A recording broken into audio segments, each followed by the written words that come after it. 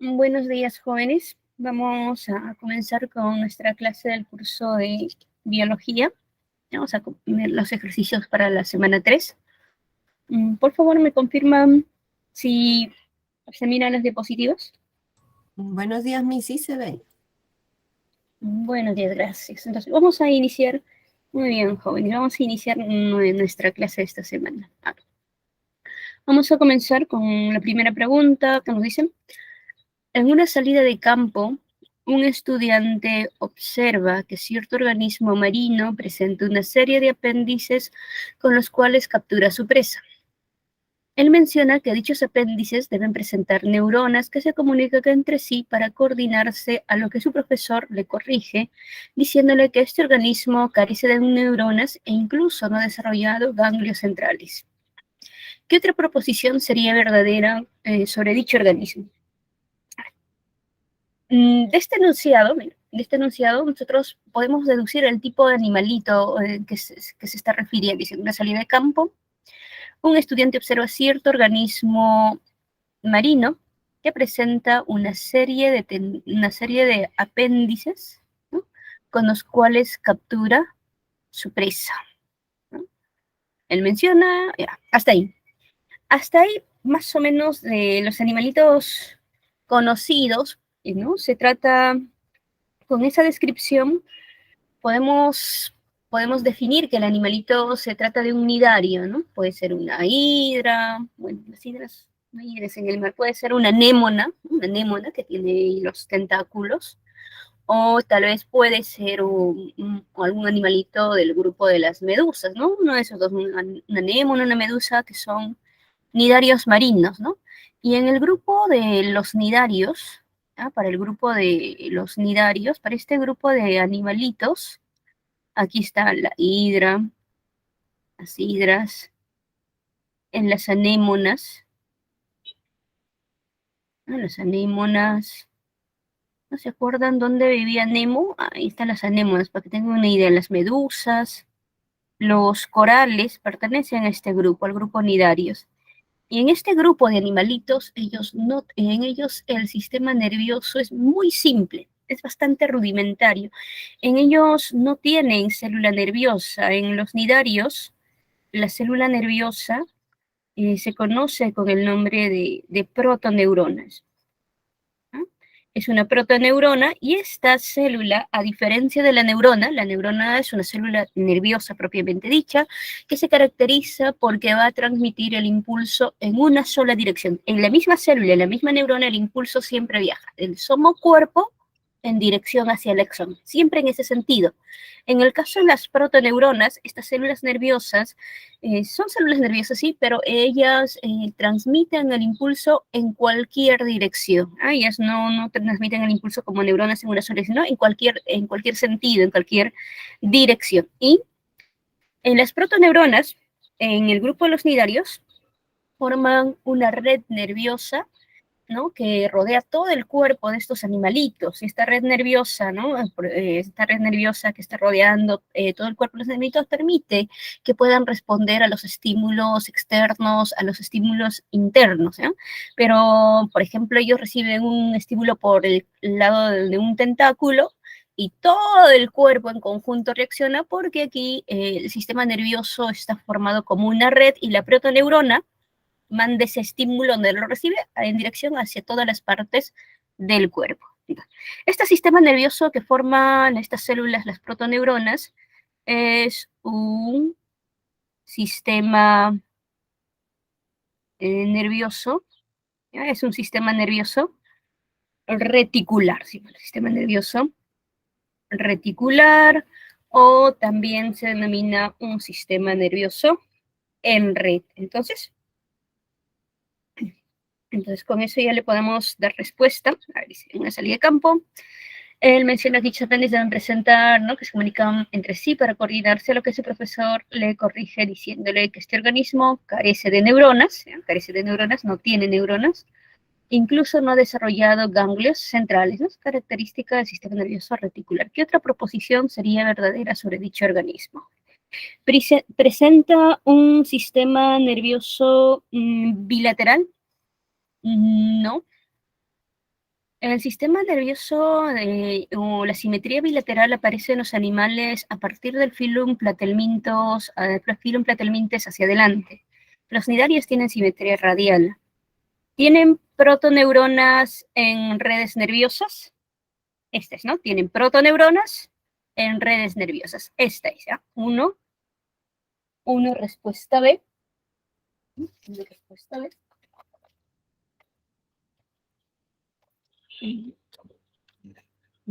Forman un anillo circunferingio. Esto, el anillo circunesofágico, esto es de anélidos. Pero vamos a observar esta característica del sistema nervioso, lo vamos a observar en anélidos. Carecen de sistema nervioso. Los únicos animalitos que no tienen, bueno, se borran esas primeras letras. Los únicos animalitos que no tienen sistema nervioso son las esponjas. Desarrollan un par de ganglios cerebroideos. Esto es más para platelmintos. Platelmintos como las planarias, no, las tenias, las duelas tienen este tipo de sistema nervioso con un par de ganglios cerebroideos. Si decían también la captura. Sí, 1B, correcto, jóvenes, 1B. Vamos a pasar a la siguiente diapositiva. A la siguiente pregunta.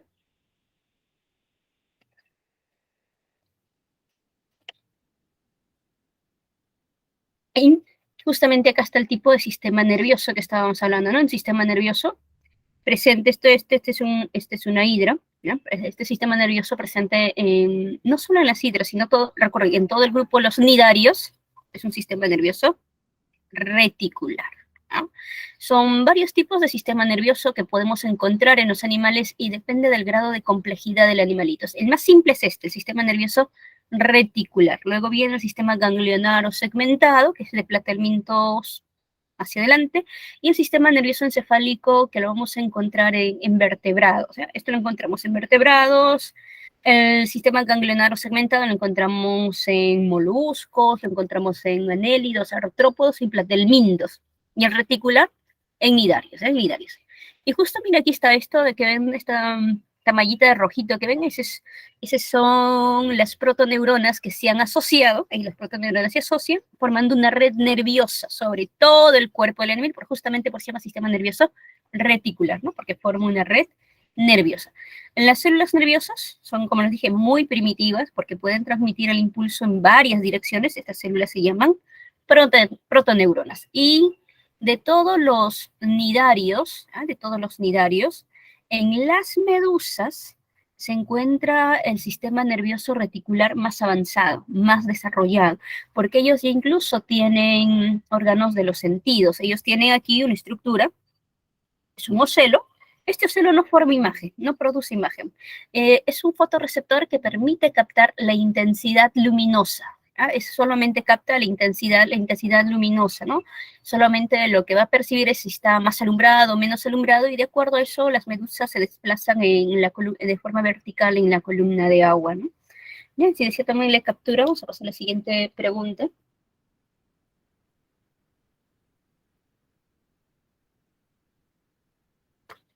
A ver, pregunta 2. Nos dice, relación del organismo.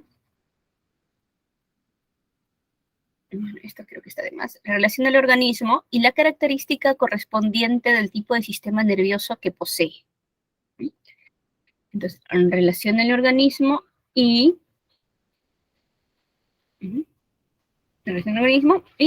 la característica correspondiente del tipo nervioso que posee.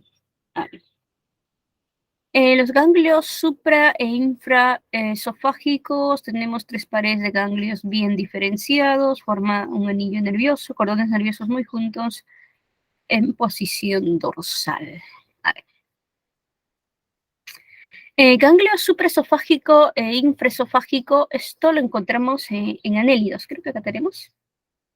Bueno, no están los anélidos, no está el dibujito de los anélidos, pero en los anélidos del esófago, ¿ya? del esófago, a ver, el buche, ¿no? Venía el buche, por acá estaba el esófago, el buche, ¿no? Y la molleja. Entonces, de donde está, por acá más adelante continúa la faringe, ¿no? La faringe musculosa en el caso del tubo digestivo de los anélidos, ¿no? La faringe musculosa. Luego viene el esófago, ¿no? Por ahí la boca, viene el esófago, el buche, luego continúa con la molleja, el intestino. Entonces, en los anélidos, el tubo digestivo, miren, más o menos por aquí, por la altura entre la faringe y el esófago, encima del esófago, que va a haber un ganglio muy desarrollado, ¿no? Aquí, y otro debajo del esófago, se llama el ganglio supraesofágico y el ganglio infraesofágico. Ambos ganglios unidos, están ahí por el otro lado, viene la otra ramita, unidos ahí, ¿no? Por una, este es una rama, un nervio, ¿no? Que es el anillo circunesofágico, se llama.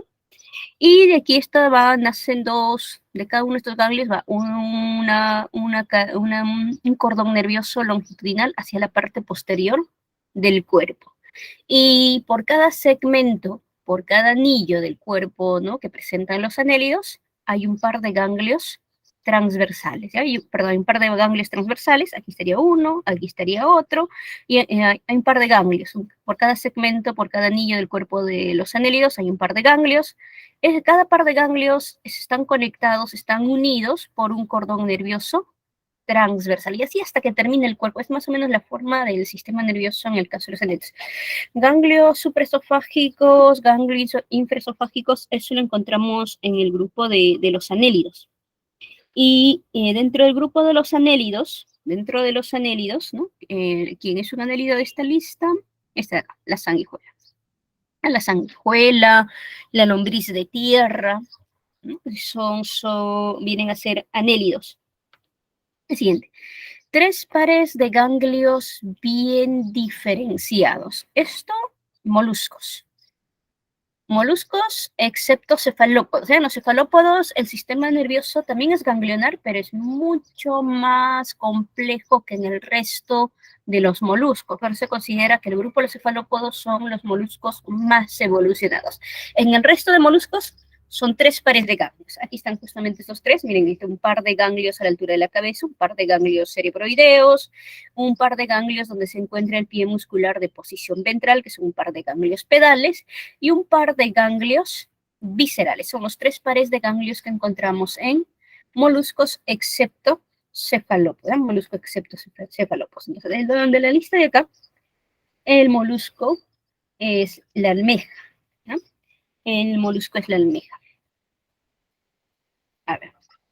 Forma un anillo nervioso. Esto es característica de equinodermos. En los equinodermos, como las estrellas de mar, los erizos de mar, entre el estómago pilórico y el cardíaco, ahí alrededor de esos estómagos se forma un anillo nervioso que rodea, ¿ya? Un anillo nervioso. De este anillo nervioso nacen nervios radiales que van a cada radio del cuerpo del animalito, es un sistema nervioso de tipo radial. Y cordones nerviosos muy juntos en posición dorsal. Aquí hay que hacer una pequeña corrección, es posición dorsal. Los únicos que tienen el sistema nervioso con los principales cordones nerviosos de posición dorsal son el grupo de los vertebrados, con el sistema nervioso que es de tipo encefálico. El sistema nervioso de tipo ganglionar, que es característico de artrópodos, es de posición ventral, porque se va a encontrar justamente debajo del tubo digestivo. Aquí hay que hacer esta pequeña corrección, ¿eh? Cordones nerviosos muy juntos en posición ventral. Entonces, los artrópodos, su sistema nervioso es bastante similar, bastante parecido al de los anélidos. ¿Eh? También tienen ahí ganglios que forman parte de la cabeza, van a estar a la altura de la cabeza formando un cerebro primitivo. De esos ganglios nacen, en el caso de los anélidos, nacen un par de cordones nerviosos que van a la parte posterior del cuerpo. Ahora, en el caso de los artrópodos, ¿bien? Por cada segmento que presente el cuerpo de los artrópodos, también hay un par de ganglios. También va a haber un par de ganglios. La diferencia con los anélidos es que este par de ganglios están juntos, están casi fusionados. Están juntos, están pegados, están casi fusionados, ¿no? En el caso de los anelios, este par de ganglios separados, ¿no? Unidos, conectados por el cordón nervioso transversal. Aquí no, en los artrópodos, el par de ganglios juntos, el par de ganglios están casi fusionados, pero todavía es visible, todavía, miren, aquí está justamente el par de ganglios fusionados, todavía es visible, todavía se nota que son dos pares de ganglios. Esa es la principal diferencia entre el sistema nervioso de artrópodos y el sistema nervioso de anélidos. En los artrópodos, un par de ganglios por cada segmento del cuerpo fusionados, pero todavía es visible, todavía se nota que son dos. Y en anélidos, el par de ganglios, ¿no? Separados, conectados, unidos por el cordón nervioso transversal. Entonces, cordones nerviosos muy juntos, en posición ventral es esto. En este caso aquí sería ¿no? Aquí están bastante juntos los cordones nerviosos justamente porque los ganglios se encuentran ya fusionados, por eso están los cordones nerviosos bastante cercanos. Entonces, para la pregunta 2, la respuesta sería la B. Correcto, jóvenes, 2B, 2B. En 2B. Vamos a pasar a la siguiente pregunta. Tómenle captura de pantalla si desean. Vamos a pasar a la pregunta 3.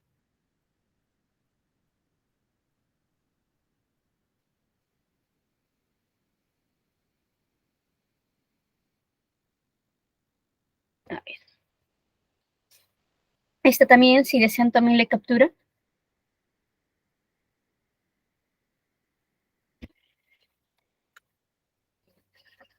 Aquí está para el sistema nervioso en platelmintos, ¿no? El que estaba en la pregunta 2, miren, el par de ganglios cefálicos y de cada ganglio cefálico nace un cordón nervioso longitudinal que va a la parte posterior del cuerpo y ambos cordones nerviosos conectados, unidos por cordones transversales. Pasamos a la pregunta 3. Dice, señale verdadero o falso según corresponda sobre la sinapsis e impulso nervioso. A ver. La sinapsis es el paso del impulso nervioso de una célula a otra célula. Desde platelmintos hacia adelante, ¿ya? De platelmintos hasta los cordados, la célula nerviosa va a ser la neurona. Y la neurona transmite el impulso nervioso siempre en una sola dirección. Del axón de una neurona al somocuerpo de la siguiente neurona. Siempre va a viajar en ese sentido, siempre va a viajar en esa dirección. ¿Bien? Aquí justamente, aquí está la sinapsis, en esta parte inferior, acá tenemos la sinapsis, miren. Esto de aquí, que estoy señalando, la sinapsis entre dos células, ¿no? La célula que va a transmitir el impulso nervioso, la célula presináptica. La célula que recibe el impulso nervioso, la célula posináptica. Aquí esta flechita azul indica el sentido en el que está yendo ¿no? el impulso nervioso, ¿no? Sinapsis, el paso del impulso nervioso de una célula a otra célula. Ahora, la membrana que rodea a la célula presináptica, toda esta membranita se llama membrana presináptica y la membranita de la célula posináptica es membrana postsináptica. Ahora, la sinapsis exactamente entre las neuronas se va a dar entre la parte final de una neurona, que viene a ser este vendría a ser el pie o el botón, el pie o el botón sináptico, ¿no? Este es el pie botón sináptico, y la otra parte de la neurona es el soma, y la mayoría de los somas de las neuronas presentan dendritas, entonces muchas veces pueden ser las dendritas, o puede ser parte del propio soma. ¿Ya? Entonces, entre esas dos estructuras se va a estar dando el proceso de sinapsis, ¿no? ¿Recuerdan la estructura de una neurona? El soma-cuerpo, más o menos, para tener una idea, acá está el núcleo, y por aquí algo así sería, ¿no? Esta sería la parte del soma. Aquí hay ramificaciones del citoplasma. Estas ramificaciones que están en la parte del soma se conocen con el nombre de dendritas, ¿no? Luego viene toda esta cosita larga como una colita, que es el axón, y el axón en la parte final se ramifica, ¿eh? En la parte terminal el axón se ramifica. Esta parte donde el axón se va a ramificar, toda esta región se llama el telodendrón. esta parte donde el axón se ramifica, se conoce como el telodendrón. Y cada ramificación termina en una de estas cositas, así, en estas estructuras, que son el pie o botón sináptico. ¿Eh? Cada una de esas estructuras se denomina el pie o botón sináptico. ¿Eh? Esa es la parte, las partes de las estructuras de una neurona. Entonces, el impulso nervioso va desde el pie o botón sináptico, que es esta parte final de la acción, hacia el soma o dendrita de la siguiente neurona, siempre en ese sentido. Ahora, cuando el impulso nervioso, voy a poner otro color, cuando el impulso nervioso llega a la parte final del axón, ¿no? Cuando el impulso nervioso llega a la parte final del axón, o sea, llega al pie o botón sináptico, aquí hay vesículas. Estas vesículas que ven con puntitos rojos son vesículas que contienen neurotransmisores. Cuando el impulso nervioso llega a esta parte final, provoca un estímulo que va a hacer que estas vesículas se peguen a la membrana presináptica. Las vesículas se fusionan con membrana presináptica y liberan el contenido, que son neurotransmisores, a este espacio. Este espacio entre la neurona presináptica y la neurona posináptica se llama el espacio intersináptico o la hendidura sináptica. Y aquí, hacia el lado de la célula posináptica, aquí en la membrana posináptica, hay receptores para estos neurotransmisores. Entonces, los neurotransmisores se asocian con los receptores que están en la membrana posináptica y en la célula posináptica generan el mismo impulso nervioso que estaba en la célula presináptica. Esa es sinapsis. Paso del impulso nervioso de una célula a otra célula. Así se dice que este proceso es contiguo, porque estas dos células, miren, están ligeramente separadas, ligeramente divididas por el espacio intersináptico o la hendidura sináptica. Es el proceso de sináptica. Ahora, ¿cómo viaja el impulso nervioso a lo largo del axón? Los axones de las neuronas pueden estar descubiertos o, como en la imagen de acá, pueden estar cubiertos por las vainas de mielina. ¿Eh? Cuando están cubiertos por las vainas de mielina, el impulso nervioso viaja mucho más rápido, ¿eh? Mucho más rápido. Miren, entonces aquí está, esto de aquí axón, de aquí esta cosita que ven axón, y lo que lo está cubriendo la vaina de mielina, que en sistema nervioso central formado por oligodendrocitos y sistema nervioso periférico, las vainas de mielina están formadas por las células de Schwann. Ahora, este espacio que existe, miren, este espacio que existe entre una vaina de mielina y otra vaina de mielina se conoce como los nódulos o las estrangulaciones de Rambier. El espacio que existe entre una vaina de mielina y otra son los nódulos o las estrangulaciones de Rambier. Entonces, a ver, lo voy a poner por acá. Lo voy a poner por acá. Y lo voy a escribir en este ladito. Cuando el impulso nervioso, no, voy a necesitar de una hoja adicional, un ratito, vamos a mantener. Voy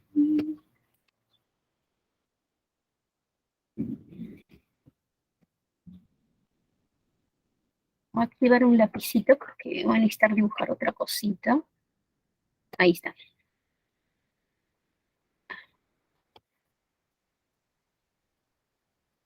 A ver, ¿se activó? Sí, se activó el lapicito.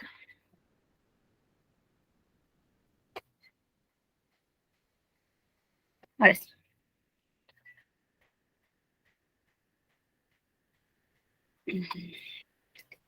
Y estábamos acá.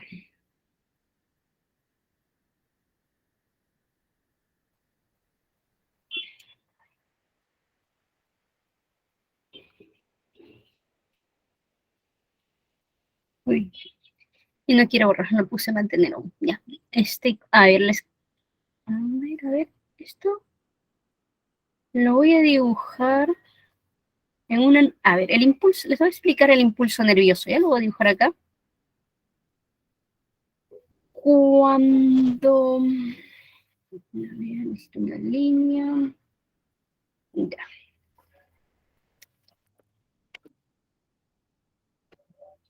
¿Eh?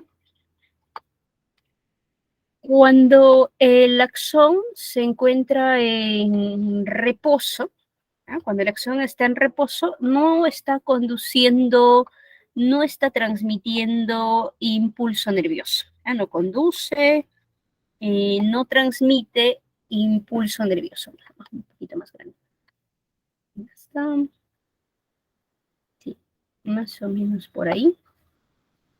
Y más o menos por ahí. Ya, entonces, cuando el axón está en reposo, hacia el exterior, hacia fuera del axón, la membrana, hacia fuera del axón, ¿ya? La membrana se carga positivo, así, hacia fuera del axón. Hacia el exterior, la membrana tiene cargas positivas. Y hacia dentro del axón, la membrana tiene carga negativa. Ahora, cuando el axón está en reposo, fuera del axón hay una elevada concentración de sodio. Dentro del axón hay una baja concentración de sodio. Fuera del axón hay una, al revés, fuera del axón hay una baja concentración de potasio. Y fuera del axón hay poco potasio y dentro del axón hay mucho potasio, una elevada concentración de potasio. Ahora, cuando el axón está en reposo, además, cuando el axón está en reposo, a ver, lo voy a dibujar en este ladito. Aquí en la membrana del axón, esto de verde me va a representar, a ver, vamos a borrarlo aquí, ya está. Esto de verde me va a estar representando a los canales de, primero los de sodio, ¿ya? Te va a ser un canal de sodio, esto de verde, ahí en la membranita del axón. Esta cosita de verde, miren, esto de verde, ahí está. Otra vez, por Dios. Ya. Esto de verde lo voy a poner por acá, es un canal, ¿ya? Canal de sodio, dependiente de voltaje. Cuando está en reposo, el canal de sodio, que es esto, cuando está en reposo el axón, el canal de sodio, así está, cerrado. Se encuentra cerrado el canal de sodio. ¿Sí? Y además, cuando el axón está en reposo, también vamos a encontrar aquí y lo vamos a encontrar, vamos a borrar primero este de acá. Y vamos a dibujar este ladito. Cuando el axón está en reposo, también encontramos aquí al canal, esto de rosa, que voy a dibujar acá, me va a representar al canal de, este me va a representar al canal de potasio, ¿ya? Al canal de potasio. Y cuando está en reposo, también está cerrado el canal de potasio, ¿ah? También está cerrado, y en reposo también actúa, lo voy a dibujar al otro lado, voy a dibujar a este lado de la membrana, aquí, también actúa, ahí está actuando la bomba, esta es una bomba, esta es la bomba de sodio y potasio, ¿no? Bomba de sodio y potasio, y lo que está haciendo la bomba de sodio y potasio está sacando así, desde el axón de adentro hacia afuera, 3 sodios, y a la vez que saca 3 sodios, mete dentro del axón 2 potasios, ¿no? Y esto es con gasto de energía, porque es el transporte en contra de la gradiente de concentración. Entonces, estas son las condiciones del axón en reposo, cuando no conduce, cuando no transmite impulso nervioso, ¿no? Y como hacia afuera la membrana del axón tiene carga positiva y hacia adentro tiene carga negativa, se dice que el axón se encuentra polarizado. Aquí el axón está, vamos a escribir aquí la membrana del axón. En estas condiciones se dice membrana, esta es una membrana polarizada. Eso es cuando el axón está en reposo. ¿Ah? ¿Por qué está polarizado? Porque hacia afuera tiene cargas positivas y hacia adentro tiene cargas negativas. Ahora, cuando llega el impulso nervioso, ¿qué es lo que va a generar? ¿Qué es lo que va a ocurrir una vez que llega el impulso nervioso? ¿Bien? Voy a dibujar aquí lo que va pasando. Ya, me lo voy a dejar más chiquito para ver todo lo que pasa. Pero es el mismo axón, ¿ya? No ha cambiado, solo que va a estar sucediendo ciertas cositas dentro de este axón. ¿Bien? Cuando el impulso nervioso llega al axón, el impulso nervioso viaja en forma eléctrica, por si acaso. El impulso nervioso viaja en forma eléctrica a la misma velocidad y en una sola dirección, por si unidireccional. Cuando el impulso nervioso llega al axón, el impulso nervioso va a provocar, recuerden lo de verde son los canales de sodio, ¿ya? Cuando el impulso nervioso llega al axón, el impulso nervioso provoca que los canales de sodio se abran. Cuando está en reposo está cerrado, pero cuando llega el impulso nervioso, vamos a poner otro color al impulso nervioso. Ahí está flechita, el de rojo, ¿ya? Vamos en este sentido, todo chueco, pero en ese sentido está avanzando el impulso nervioso, ¿ya? En ese sentido avanza mi impulso nervioso, llega al axón, y este impulso nervioso provoca que los canales, no hay uno, sino hay muchos canales aquí en la membrana del axón, que los canales de sodio se abran. Al abrirse los canales de sodio, ¿qué va a pasar con el sodio? Entra o sale del axón. Estos canales, tanto el de sodio como el de potasio, permiten transporte a favor de la gradiente de concentración, de una zona de mayor concentración a una zona de menor concentración. Llega impulso nervioso, abre canales de sodio y miren, fuera del axón hay más sodio, dentro del axón hay menos sodio. Por lo tanto, el sodio, cuando los canales de sodio se abren, el sodio comienza a ingresar dentro del axón. ¿Ya? Dentro del axón comienza a ingresar una gran cantidad de sodio. Y los iones de sodio tienen carga positiva. Entonces, ingresa una gran cantidad de sodio. Dentro del axón ingresa tanto sodio que adentro la membrana del axón va a tener cargas positivas. Adentro va a tener cargas positivas y hacia afuera se va a cargar de forma negativa. Entonces, cuando se invierte esta polaridad en la membrana del axón, se dice membrana, esto de membrana, lo completé, membrana, esta es una membrana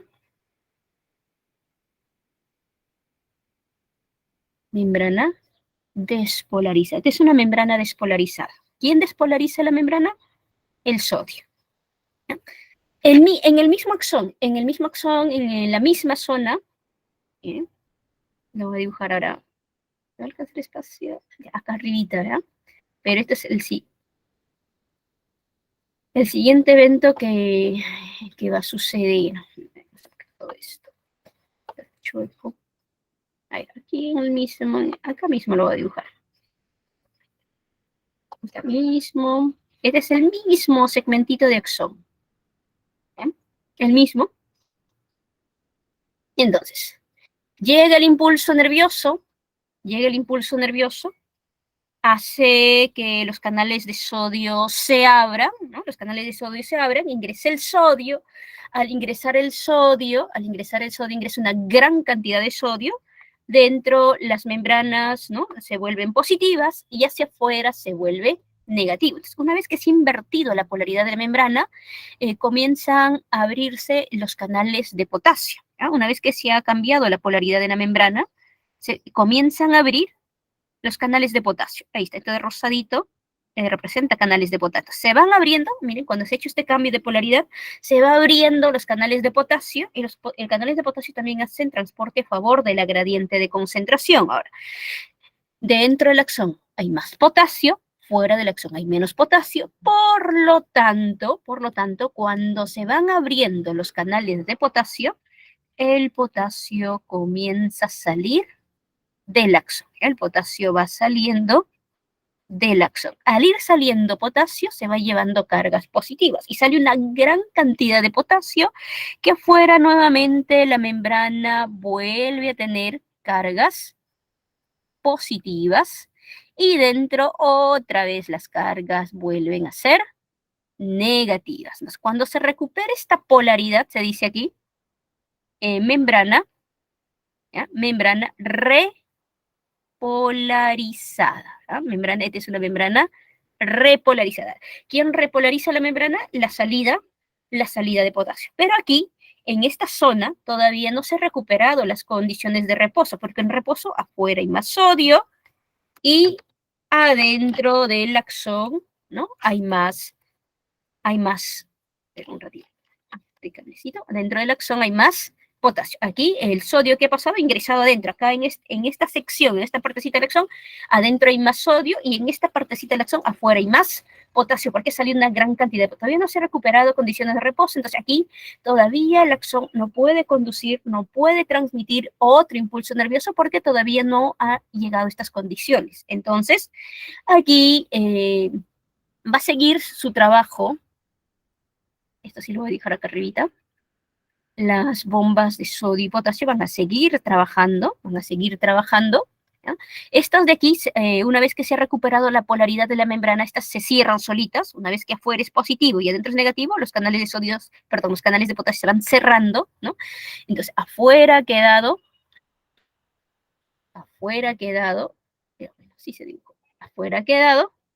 con cargas positivas, adentro del axón ha quedado con cargas negativas, ¿no? Dentro negativas, pero las concentraciones todavía no son estas iniciales. Aquí, en este pedacito de acá, adentro hay más sodio y afuera hay más potasio, para eso sigue trabajando la bomba de sodio y potasio, sacando 3 sodios hacia afuera, metiendo 2 potasios hacia adentro, para que se recupere estas condiciones de reposo. Y cuando se vuelva a recuperar las condiciones de reposo, con todas estas características, vuelve a tener este pedacito de la membrana del axón, recién es capaz de conducir, recién es capaz de transmitir otro impulso nervioso. Mientras la membrana esté despolarizada o repolarizada, no puede conducir, no puede transmitir otro impulso nervioso. Y esta etapa en la cual el axón es incapaz de conducir o de transmitir otro impulso nervioso se conoce como el periodo refractario. Bien, si desea tomarle captura, vamos a regresar a nuestras diapositivas para darle respuesta a nuestra pregunta.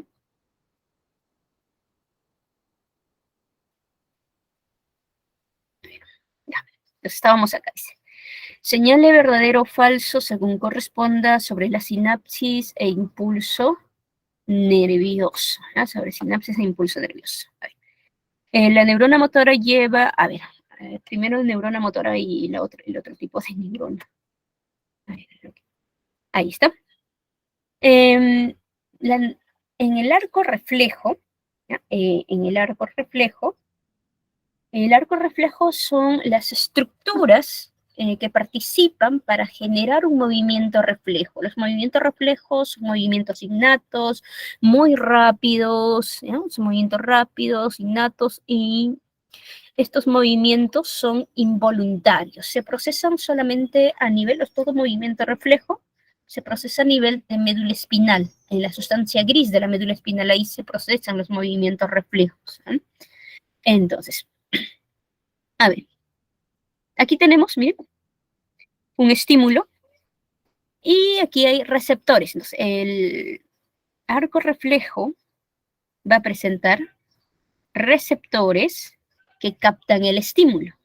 Una vez captado el estímulo, el receptor envía ese estímulo hacia la neurona sensitiva. Las neuronas sensitivas van a formar la vía aferente. La vía aferente. Las neuronas sensitivas forman la vía aferente y conducen el estímulo hacia un centro. En este caso, cuando es un movimiento reflejo, cuando no se trata de un arco reflejo, el centro es la sustancia gris de la médula espinal. Ahí está, sustancia gris de médula espinal, mire este de aquí, y el exterior la sustancia blanca, ¿no? Aquí está sustancia gris. Entonces, lleva y conduce el estímulo hacia la sustancia gris de la médula espinal, ahí se procesa el estímulo, se produce una respuesta y esta respuesta se transmite a una neurona motora. Las neuronas motoras forman la vía, ahora comienza con E, la vía eferente. La vía eferente, miren, aquí el estímulo pasa a la neurona motora y la neurona motora conduce ese estímulo hacia el efector. Y el efector son músculos o glándulas, ¿no? En este caso aquí el estímulo fue ese golpecito característico para medir reflejos, ¿no? Debajo de la rodilla que dan, y la persona inconscientemente, involuntariamente levanta la pierna, ¿no? Eso es todo, ese es un movimiento reflejo. Aquí hay otro movimiento reflejo, ya cuando participan 3 neuronas, este es solo cuando participan 2, y este es cuando participan 3, ¿bien? Entonces también un receptor que va a captar el estímulo, ¿no? Aquí un receptor que capta el estímulo. Una vez que ha captado el estímulo, lo envía hacia una neurona sensitiva. Recuerda, las neuronas sensitivas forman la vía aferente. La neurona sensitiva conduce también hasta la sustancia gris de la médula espinal, conduce hasta ahí el estímulo. El estímulo viaja y llega hasta sustancia gris. Y aquí la neurona sensitiva envía o pasa ese estímulo a una interneurona, que es una neurona que está solamente en la sustancia gris. La interneurona procesa el estímulo, produce una respuesta, la respuesta producida va a la neurona motora, las neuronas motoras forman vía eferente, y estas conducen la respuesta, ¿no? Hacia un efector, ¿no? En este caso, aquí el estímulo fue, ¿no? Que la persona se está quemando la mano, y eso fue captado por el receptor, y la respuesta a este estímulo es que los músculos del brazo se contraigan. ¿Para qué? Para que retire la mano del objeto caliente, ¿no? Ese es también un lugar. ¿Cuándo se tarda hacer en una persona eso? Ni un segundo, ¿no? Ni siquiera lo piensa y haría retirando la mano del objeto caliente, ¿no? Y tal. Todas estas estructuras, el receptor, la vía aferente, la interneurona, ¿no? La vía eferente, el efector, todas estas estructuras son el arco reflejo. ¿Ya? El arco reflejo son el caminito por donde va a pasar el impulso nervioso para generar un movimiento reflejo. ¿Ya? Creo que con esto ya le podemos dar respuesta a nuestra pregunta. A ver, dice. Señale verdadero o falso según corresponda sobre la sinapsis del impulso nervioso. La neurona motora lleva el estímulo producido por sinapsis en la materia blanca.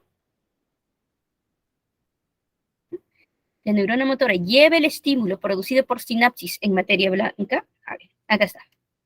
Ya, la neurona motora, en ambos casos, sí lleva el estímulo, pero ese estímulo, ¿dónde lo recibe? En sustancia blanca, no, miren, es aquí en esta parte. ¿No es en sustancia? En ambos casos, tanto para el arco reflejo monosináptico y el policinar, en ambos casos es en sustancia gris. Entonces, no materia blanca, sino sustancia gris, eso sería falso. Ese sería falso. A ver. La siguiente, dice, la neurona sensitiva estimula a una neurona de asociación en la médula espinal. Eso es cierto, ¿no? Ahí está la neurona sensitiva, que estimula a una neurona de asociación, o también llamada una interneurona, ¿ya? Esto es verdadero. El siguiente, el axón de la neurona motora lleva los potenciales de acción hacia los músculos. El axón, este es el axón de la neurona motora, lleva los potenciales de acción hacia músculos, sí, hacia músculos, o puede ir también hacia glándulas, ¿eh? Que son los efectores. También es verdadero, ¿eh? Verdadero. La siguiente nos dice, el impulso nervioso viaja a través de la vaina de mielina. Esto es falso.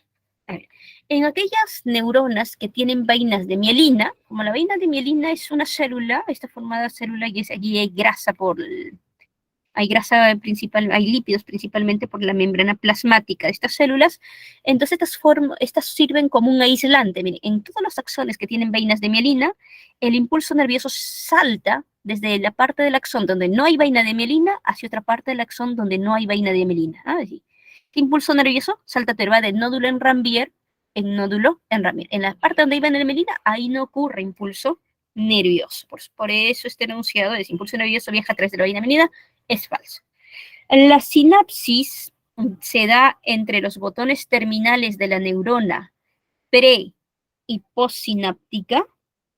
Hasta aquí es cierto, ¿no? De la presináptica, pero el botón terminal de la postsináptica no, esto sería también falso, ¿ya? Sería la sinapsis entre los botones terminales de la neurona presináptica y las dendritas o el soma de la neurona posináptica, ¿no? Posináptica, no entre botones terminales de ambas neuronas, ¿no? El siguiente. Dice, el ingreso de sodio permite despolarizar la membrana del axón. Eso es verdadero, ¿no? El ingreso de sodio permite que la membrana se despolarice. Correcto, jóvenes. La 3 es la D. ¿Ah? La 3, tomen la captura. Vamos a pasar a la siguiente pregunta.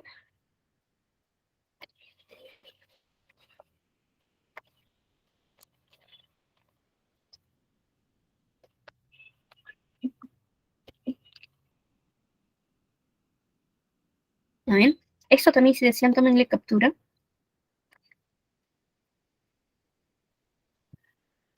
A ver, la pregunta 4 dice, llega un paciente que padece de fuertes calambres y las sospechas indican que ha sido envenenado.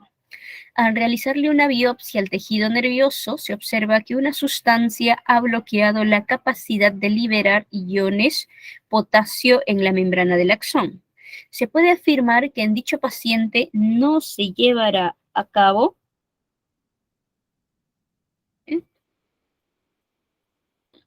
ahí, justamente, eso está acá. Ahí está, ¿no? ¿Qué hacen los iones de potasio? Permiten, ¿no? A la salida de estos iones permiten que la membrana se repolarice, ¿no? Entonces, si esto está afectando a justamente los iones de potasio, ese veneno, no va a haber repolarización, ¿no? Ahí está, salimos de acá. Ahí está, dice. Llega un paciente que padece de fuertes... Llega un paciente que padece de fuertes calambres y las sospechas indican que ha sido envenenado. Al realizarle una biopsia al tejido nervioso, se observa que una sustancia ha bloqueado la capacidad de liberar iones de potasio en la membrana del axón. ¿Se puede afirmar que en dicho paciente no se lleva a cabo despolarización de la membrana? No. En la despolarización participa sodio, ¿no? Propagación del impulso nervioso a medias, ¿eh? Una parte de esto va a ocurrir, ¿no? Solamente en la despolarización nada más, ahí va a quedar. Repolarización de la membrana, esta es, ¿ya? Esta es. 4C, ¿correcto, jóvenes? 4C, 4C. La siguiente pregunta, ahí está el impulso nervioso, si desean, tomenle captura de pantalla. Vamos a pasar a la siguiente diapositiva. La 5, dice, un fármaco para mujeres embarazadas está evidenciando una malformación en el sistema nervioso central de los neonatos. Se observa una reducción del mesencéfalo y daño a nivel del hipotálamo.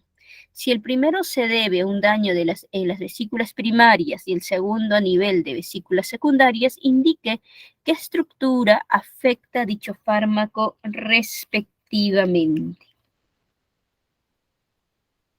En este caso,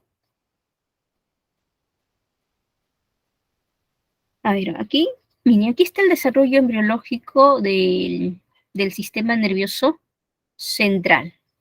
El sistema nervioso central está formado por el encéfalo, ¿no? Que está formado por el encéfalo anterior, encéfalo medio y encéfalo posterior, y la médula espinal. Esos son los componentes del sistema nervioso central.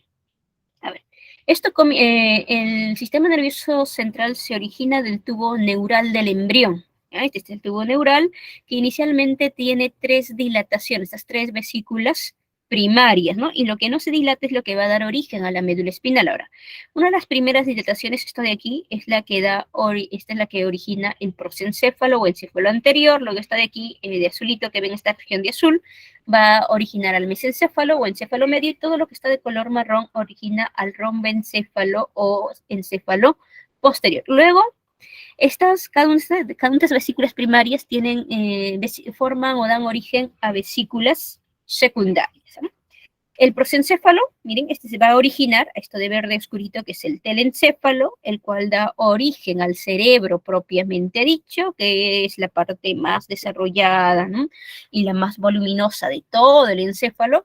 Y esta de vesícula de un verde más clarito, da origen al diencéfalo, que origina al tálamo e hipotálamo. El tálamo tiene como función filtrar estímulos sensitivos. Filtra casi todos los estímulos sensitivos, excepto los olfativos. El tálamo solo, esto de azulito es el tálamo, solo va a dejar pasar aquellos estímulos que son importantes, que son relevantes, lo deja pasar hacia el cerebro. Y si no es importante, si no es relevante, no pasa el tálamo. El hipotálamo, aquí está, el hipotálamo, como parte del sistema nervioso central, una de sus funciones es controlar, regular al sistema endocrino, pero también regula la sed, el hambre, el sueño, ¿no? Emociones como la ira también son regulados por el hipotálamo. Luego viene esta parte de azulito, que es el mesencéfalo o encéfalo medio, que es un centro de relevo de fibras, y luego todo lo de color marroncito, que es el rombencéfalo. El rombencéfalo, la primera vesícula está de aquí, es el metaencéfalo, y la segunda, el mielencéfalo. El metaencéfalo va a dar origen al puente de Barolio en la parte anterior del cerebro y al cerebelo en la parte posterior, mientras que el mielencéfalo origina al bulbo raquídeo. Ahora, mesencéfalo, puente de Barolio y bulbo raquídeo, estas tres estructuras en conjunto forman, ¿no? Forman ahí lo que se conoce como el tallo, el tallo nervioso, el eje neural, como a veces también se le conoce. Entonces, creo que con esto ya le podemos dar respuesta a nuestra pregunta 5. Tómenle captura, vamos a regresar a la 5. Ahí dice. Un fármaco para mujeres embarazadas está evidenciando una malformación en el sistema nervioso central de los neonatos. Se observa una reducción del mesencéfalo y daño a nivel del hipotálamo. Mesencéfalo y daño a nivel del hipotálamo. Si el primero se debe a un daño en las vesículas primarias y el segundo a nivel de vesículas secundarias, indica qué estructura afecta dicho fármaco, ¿no? Entonces, mesencéfalo en vesículas primarias, ¿y quién origina eso? Es la propia vesícula que se denomina el mesencéfalo, ¿no? El mesencéfalo. Y el hipotálamo, quien da origen al hipotálamo, vesículas secundarias, es usted aquí, el diencéfalo, ¿no? Entonces aquí la respuesta sería la B, correcto, jóvenes, 5B, 5B. Vamos a pasar a la siguiente pregunta. A ver, tomen la captura de pantalla si no la han tomado.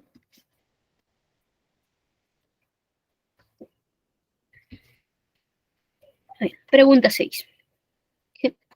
Un futbolista empieza a mostrar problemas de coordinación para dominar el balón. Al dar un paseo, gracias separado, la O, ¿ya? Al dar un paseo, al dar un pase, perdón, al dar un pase o intentar llevar el balón por el campo, sus piernas no coordinan y tiende a perder el equilibrio constantemente. La resonancia magnética mostraría un daño en, a ver, coordinación, equilibrio, esas son funciones del cerebelo, ¿no? Correcto, 6 es la 6 es la A. El cerebelo es parte del sistema nervioso central que tiene como función mantener el equilibrio, dar tonicidad a los músculos, coordinar los movimientos, ¿no? Coordinar los movimientos, y cualquier alteración en ellos puede causar alguno de estos problemas que observamos aquí. ¿Bien? También le captura si desean. Vamos a pasar a la siguiente pregunta. A ver. Ahí está el cerebelo. Esto de aquí es el cerebro. Está en la parte posterior, del encéfalo. La pregunta 7. ¿Bien? A ver, 7. Un fruto en descomposición ha quedado expuesto durante días al sol y cuando se extrae una muestra en microscopio se observa la presencia de organismos unicelulares en cuyo interior de cada uno se forman varios núcleos rodeados de citoplasma y su propia membrana. Se puede afirmar que dicho organismo tiene una reproducción de tipo, esto de aquí, organismos unicelulares en cuyo interior de cada uno se forman varios núcleos rodeados de citoplasma y su propia membrana. Esto me recuerda a la esporulación, ¿verdad? Esto me recuerda a la esporulación. que es un tipo de reproducción. Aquí está, en esta esporulación, justamente está acá, un tipo de varios núcleos con su citoplasma rodeados de propia membrana. Cada celulita, aquí cada celulita es una espora, por eso el nombre es el nombre de esporulación, ¿no? Este tipo es un tipo de reproducción asexual en unicelulares, ¿eh? En unicelulares, y esto lo observamos principalmente en protozoarios. Más conocidos del género Plasmodium, el que produce el paludismo, la malaria. ¿Eh? Otras formas de reproducción asexual en unicelulares, la gemación, está aquí.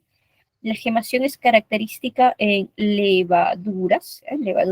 Lo que ocurre es que el núcleo se divide en dos.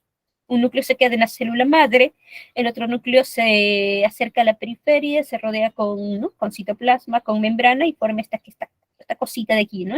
Como un chuponcito, que esto se conoce como una yema, pues se llama gemación porque hay formación de una yema. La yema se separa de la célula madre y forma una célula hija. Y el otro es la fisión binaria, también llamada bipartición o división binaria, ¿no? La fisión binaria, en el caso cuando es bipartición, la observamos en bacterias, característico de bacterias, ¿no? Y también en muchos protozoarios, ¿no? También se observa. Miren, el protozoario, por ejemplo, la célula madre, lo primero que hace es dividir el núcleo en dos. Una vez que ha dividido el núcleo en dos, cada núcleo va al polo de la célula y la célula se divide por la mitad, dando origen a dos células hijas, ¿no? Característico, esto, fisión binaria, bacterias y protozoarios, ¿no? En protozoarios, esta de aquí es una euglena, ¿no? La euglena, el paramecium, tienen esa forma de reproducción. Entonces, esto tenemos respuesta para la pregunta 7, ¿no? A ver, se extrae una muestra al microscopio. Se observa la presencia de organismos unicelulares, en cuyo interior de cada uno se forman varios núcleos rodeados de citoplasma y su propia membrana. Se puede afirmar que dicho organismo tiene una reproducción de tipo, es un organismo, uno solito, aquí está, es una reproducción asexual, es una reproducción asexual, y esta me está reproduciendo la reproducción asexual por esporulación, donde hay formación de esporas, ¿no? Entonces, la pregunta 7, la respuesta es la correcto, jóvenes, correcto. Vale, retrocedemos. Esta de acá, esta diapositiva, a ver, si no le tomaron captura, tómenle esa.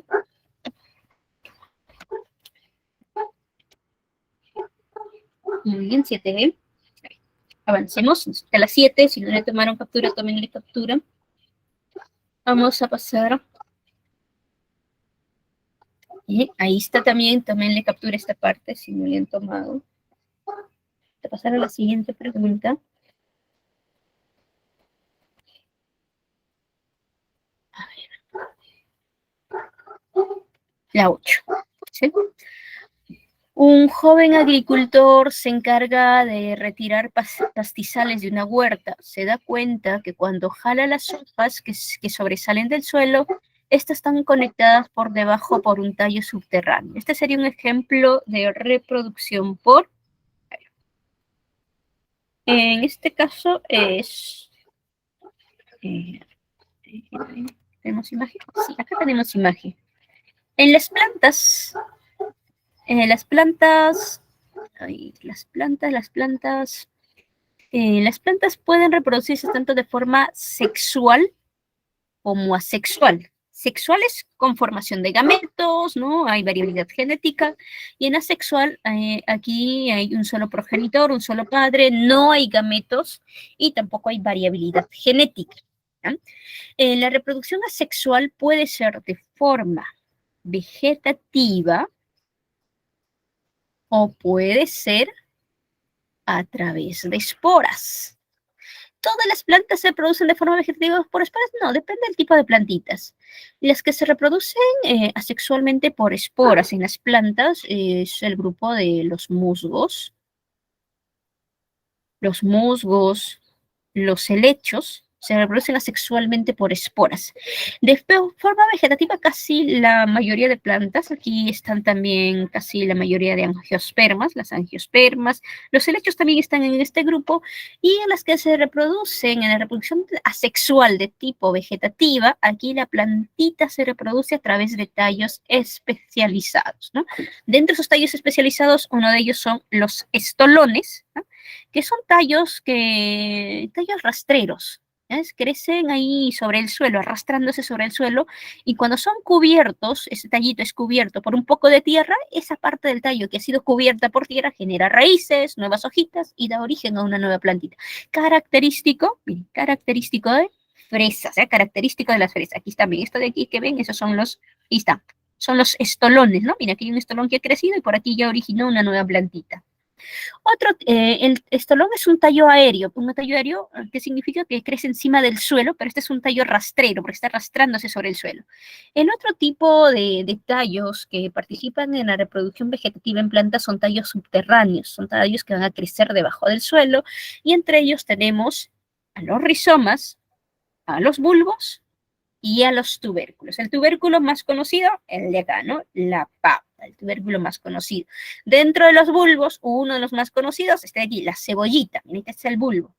Y el rizoma es un tallo que crece de manera horizontal, así va creciendo aquí, por aquí va a ir aumentando de tamaño, por acá también puede crecer más. Y a medida que va creciendo de manera horizontal, cada vez que va creciendo, va generando ahí nuevas plantitas. A medida que va creciendo, va dando origen a nuevas plantitas, ¿eh? En el caso del rizoma, va creciendo y va originando nuevas plantitas. Esto lo observamos en helechos, lo observamos, aparte de los helechos, el quión, muchos pastos, ¿no? Muchos pastos tienen esta forma, este tipo de tallo. Con eso creo que ya está la respuesta para la 8. A ver, la 8, antes vamos a regresar a la 8. Dice, un joven agricultor se encarga de retirar pastizales de una huerta, los pastizales pastos, poáceas. Se da cuenta que cuando jala las hojas que sobresalen del suelo, estas están conectadas por debajo por un tallo subterráneo. Este sería un ejemplo de reproducción. Sí, este tipo de plantita, los pastizales, estos pastos tienen tallos subterráneos de tipo rizomas, ¿no? Sería la reproducción asexual por rizomas, ¿ya? Por rizomas. A ver, 8, correcto, 8 la A. Vamos a pasar a la siguiente pregunta. Tomen captura si desean.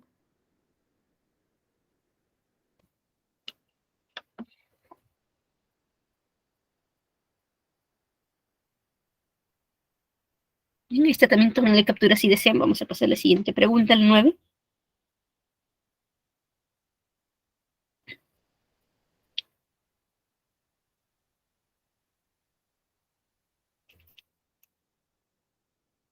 A ver. La pregunta 9 nos dice: una célula es detenida durante el ciclo celular y se observa la presencia de helicasa, topoisomerasas y polimerasas, así como una sola cadena de ADN. El laboratorista añade que dichas células tienen un tamaño del doble de una célula normal. Se puede afirmar que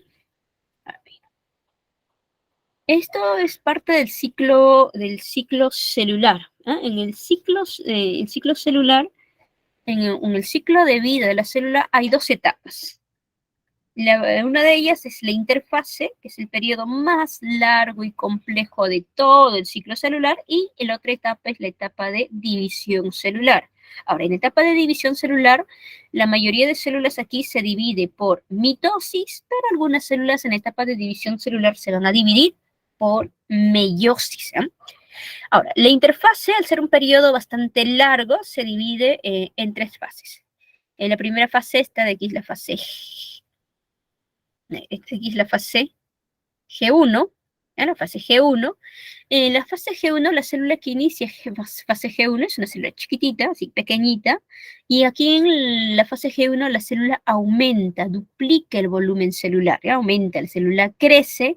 Aquí también en la fase G1 aumenta, ¿no? Aumentan las organelas y aumentan las enzimas y otras moléculas que la célula vaya a necesitar, que la célula vaya a requerir. Viene luego la fase S.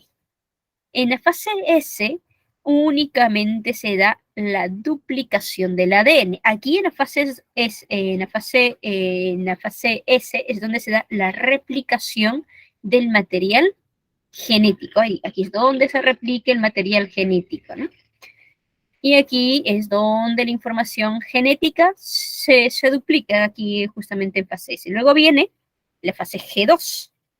Y en G2 la célula se prepara ya para dividirse. Aquí en G2 la célula se va a preparar para dividirse por mitosis o por meiosis. Entonces, la pregunta no es, una célula es detenida durante el ciclo celular y se observa presencia de helicasa, este es una enzima, topoisomerasa también es enzima, polimerasas, todos son enzimas, son enzimas, así como una sola cadena de ADN, ¿ya? El laboratorista añade que dichas células tienen un tamaño doble de una célula normal, ¿no? Se puede afirmar que aquí por el tamaño doble sacamos que la célula que está siendo observada, la célula se encuentra en mitosis, se puede observar cromosomas, no, esta célula está siendo observada justamente en G1 de interfase, ¿no? Correcto, 9D, ¿ya? Correcto, 9D, también le captura si desean.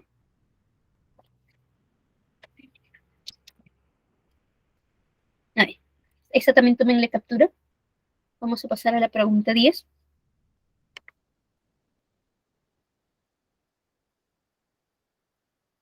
La pregunta 10. A ver, nos dice, en la división de células germinativas se da una etapa donde se observa los cromosomas formados por dos cromátides. Estas se encuentran apareadas formando las tétradas y se da el intercambio cromosómico, con lo cual se da la variabilidad genética.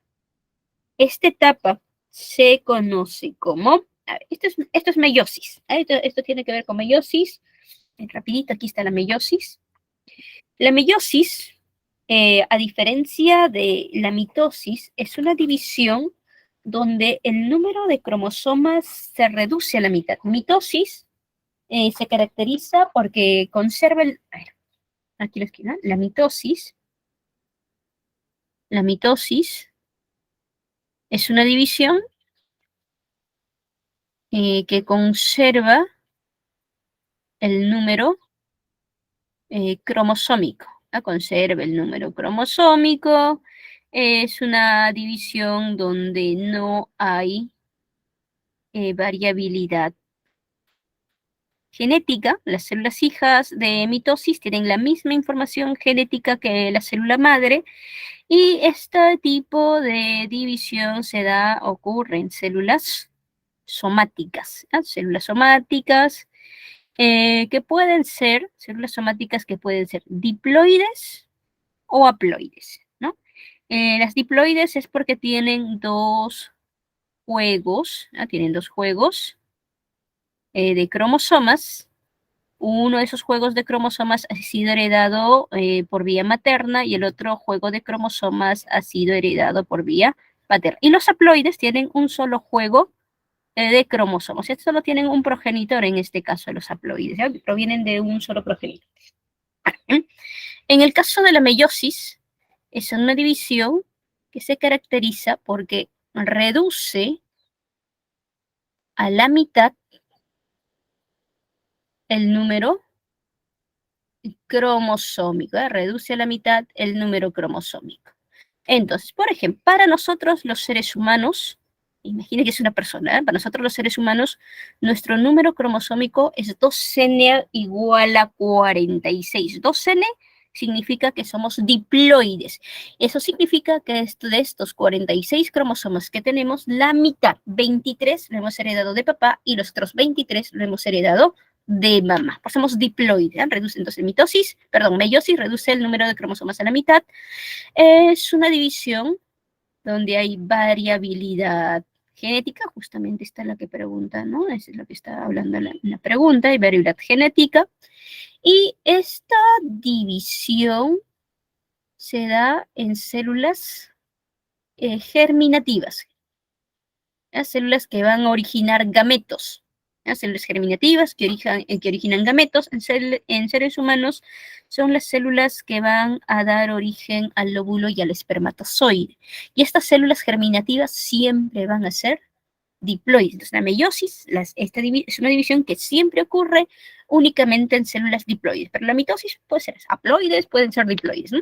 Ahora, la meiosis tiene dos etapas. Una etapa es la meiosis 1, o también llamada la meiosis reduccional, que es la etapa donde el número de cromosomas se reduce a la mitad, y la meiosis 2, o también conocida como meiosis ecuacional. Ahora, comienza con la meiosis 1, comienza con profase 1. Luego viene metafase 1, anafase 1 y va a telofase 2, ¿no? Luego la célula se divide en dos células hijas y las dos células hijas inmediatamente comienzan con meiosis 2 y la primera etapa de meiosis 2 es profase 2, luego viene metafase 2, continúa con anafase 2 y termina en telofase 2. De todas las etapas que ocurren en la meiosis, la más larga y compleja es la profase 1. Y aquí está, esta profase 1 está dividida en 5 etapas, comenzando con leptoteno, luego viene cigoteno, paquiteno, diploteno y diacinesis. ¿Qué ocurre en el leptoteno? En el leptoteno la cromatina inicia condensación, se va condensando, se va haciendo más gruesa, la carioteca, que es la envoltura nuclear, se va desorganizando. El nucleolo va desorganizándose también en el leptoteno. Entonces, aquí en el leptoteno la envoltura nuclear comienza a desaparecer, el nucleolo comienza a desaparecer y la cromatina inicia condensación. Luego viene cigoteno. En el cigoteno, los cromosomas homólogos van formando parejas, y esta pareja de cromosomas homólogos se llaman cromosomas bivalentes, ¿ya? Cromosomas bivalentes, se conoce, es el nombre de esta pareja de cromosomas homólogos. En el cigoteno, los cromosomas homólogos van haciendo sinapsis, o sea, se van acercando, pero no se pegan, porque recuerda, la sinapsis es contigua, no continua, ¿eh? Entonces, ahí se acercan, pero sin pegarse, y hay por parejas, ¿no? ¿Y quiénes son los cromosomas homólogos? Los cromosomas homólogos son cromosomas que tienen la misma forma, tienen la misma estructura y contienen la información para los mismos genes. Por ejemplo, el cromosoma 1 que heredaste de mamá, aquí en cigoteno va a formar una pareja con el cromosoma 1 que heredaste de papá. Ahí van formando, ¿no? El cromosoma 2 que heredaste de mamá forma una pareja con el cromosoma 2 que heredaste de papá. Sí, van formando parejas por cromosomas homólogos. Aquí en el cigoteno inicia la sinapsis. Luego viene el paquiteno, ¿ya? En el paquiteno, estos cromosomas homólogos se acercan más, se juntan más, ¿ya? Y en algunos bracitos donde se han acercado, donde se han juntado, hay el intercambio genético. ¿Qué significa, no? Miren, esto de aquí, síganme con el puntito, este puntito, miren, este de aquí es partecito de un cromosoma azul. Miren, aquí viene, pero que continúa una parte roja, ¿no? Y esta de aquí es el bracito del cromosoma rojo, miren, ahí está, y continuando por acá está azul. ¿Qué ha pasado? La partecita de azul que debería estar aquí ha pasado al cromosoma rojo y viceversa, ¿no? La partecita de este cromosoma rojo que debería estar aquí ha pasado. ¿Qué han hecho? Han intercambiado genes entre esta pareja de cromosomas homólogos. Ese intercambio de genes que ocurre en el paquiteno se conoce con el nombre del crossing over. El crossing over, o también se llama el intercambio genético, donde ocurre en paquiteno. Luego, luego viene diploteno. En el diploteno, los cromosomas en paquiteno están bien pegados, bien juntos, bien envueltos, bien enrollados, por eso ha habido intercambio genético. Cuando pasan a diploteno, los cromosomas miren, se van alejando, se van separando. Aquí están bien pegados, bien revueltos, ¿no? Aquí en diploteno se van alejando, se van separando, pero se quedan pegados en esos lugares donde ha ocurrido intercambio genético. Y esos puntos donde se ha dado el intercambio genético se conoce con el nombre de quiasma, sí, en español, quiasma, ¿ya? Son los quiasmas. Esta es una S, aunque no parece, ¿ya? quiasmas. Entonces, en el diploteno se observan los quiasmas. Luego viene diacinesis. En la diacinesis, los quiasmas desaparecen. Aquí se logran separar los cromosomas, pero todavía quedan juntos, quedan formando parejas, para que en la siguiente etapa, en metafase 1, ¿no? En la línea central, en el ecuador de las células, se alineen por parejas los cromosomas homólogos. Aquí, por parejas se alinean en la placa ecuatorial, en la parte media de la célula, ¿no? Luego viene la fase 1, en la fase 1 los cromosomas homólogos se separan. Mitad de cromosomas homólogos migra a un polo, mitad migra al otro polo, ¿no?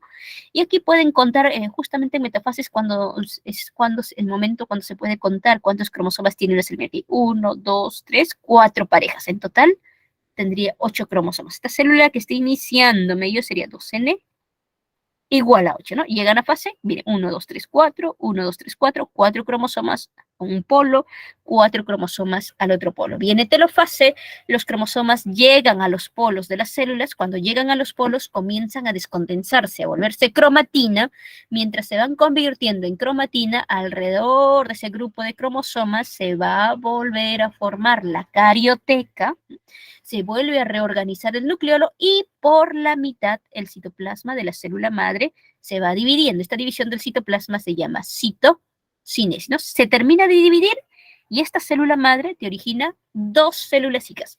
Cada célula hija, ¿cuánto va a tener? La mitad. 4 cromosomas, ¿no? Porque 4 migraron aquí, 4 al otro, luego se partió por la mitad. Entonces, cada célula hija tiene 4. Meiosis 1 o reduccional porque el número de cromosomas se ha reducido a la mitad, ¿no? Luego de meiosis 1, las 2 células hijas que se forman, las 2 inmediatamente comienzan meiosis 2. ¿Ah?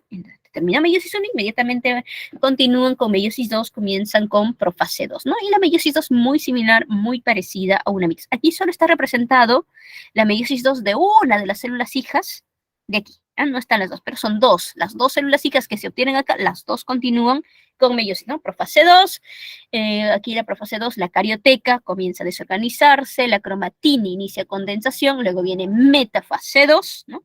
Metafase desaparece, carioteca desaparece el nucleolo y los cromosomas alcanzan su máxima condensación y se alinean en el centro, en el ecuador de la célula, ahí en la mitad, ¿no? Sostenidas por las fibras del uso acromático o en este caso el uso meiótico. Termina metafase 2, vienen a fase 2. Y aquí, miren, estos dos como X que forman a los cromosomas, cada una de esas fibras ¿no? Cada una de esas fibritas que está formando es una cromátida. Aquí las cromátidas que forman un mismo cromosoma se separan, ¿no? Aquí en la fase 2 hay separación de cromátidas hermanas. 4 cromátidas migran a un polo, 4 al polo opuesto, llegan a sus polos, comienzan a descondensarse, comienzan a volverse cromatina, mientras se van convirtiendo en cromatina, alrededor de ella se va reorganizando nuevamente la carioteca, en el interior se va reorganizando nuevamente el nucleolo, y a medida que esto ocurre, esta célula madre por la mitad comienza a dividir su citoplasma mediante citocinesis, y al final te va a originar 2 células hijas. Al final te da origen a 2 células. Entonces, la meiosis, así en resumen, comienza con una célula madre diploide. Esta célula madre inicialmente se divide en dos células hijas, ¿no? Y estas células hijas son haploides. Esta es la primera meiosis, meiosis 1 o meiosis reduccional, continúa con meiosis 2 y cada una de estas 2 células hijas, cada una de ellas se divide en 2. Entonces, al final de toda la meiosis se te originan en 4 células hijas y las 4 son haploides, ¿ya? Las 4 son haploides. Con esto creo que ya le podemos dar respuesta a la pregunta 10. ¿Sí? Por ahí ya varios respondieron a la pregunta 10. También le captura si desean. A ver, haz la 10, dice. En la división de células germinativas, las células germinativas, recuerden, se dividen por meiosis. Con esto sacamos que es una meiosis. En la división de células germinativas se da una etapa donde se observa a los cromosomas formados por 2 cromátides. Estas se encuentran apareadas formando las tetras. Estas tetras se observan en Paquiteno, ¿ya? Y se da el intercambio cromosómico, con lo cual se da la variabilidad. Esta etapa se conoce como, correcto, Paquiteno, ¿no? Aquí, 10E, correcto, jóvenes, 10E, tomen de captura. ¿Sí? A ver, aprovechando esto, aquí en cicoteno se forman los cromosomas bivalentes, ¿no? Aquí ya cuando están completamente unidos, esto se llama las tetras, ¿eh? De aquí, esta pareja de cromosomas homólogos completamente unidos se conocen como las tétradas, ¿eh? Se conocen las tetras, ¿no? Y ahí es donde ocurre el crossing over o intercambio genético. Vamos a pasar a la pregunta 12.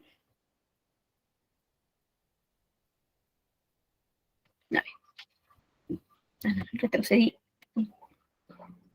¿Y dónde está la 2? 10. Ya, no. Era la 10, ¿no? Correcto, la 11. Estoy salteando una pregunta. Estoy salteando una pregunta. La 11, la 11. Estaba buscando la 12. La 11, la 11.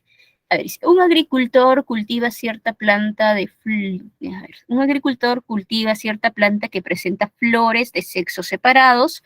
Para facilitar la polinización, él deposita manualmente los granos de polen sobre el pistilo y observa que no ocurre la fecundación ya que el estilo no se forma, ya que en el estilo no se forma el tubo polínico. ¿A qué se debe este fracaso?